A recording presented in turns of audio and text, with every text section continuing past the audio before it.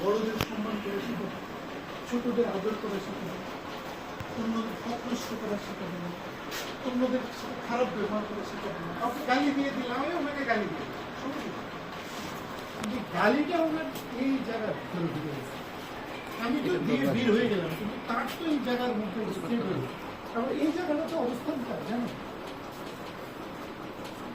তাইলে আমি তার হিট করলাম কোথায়? ওখানে।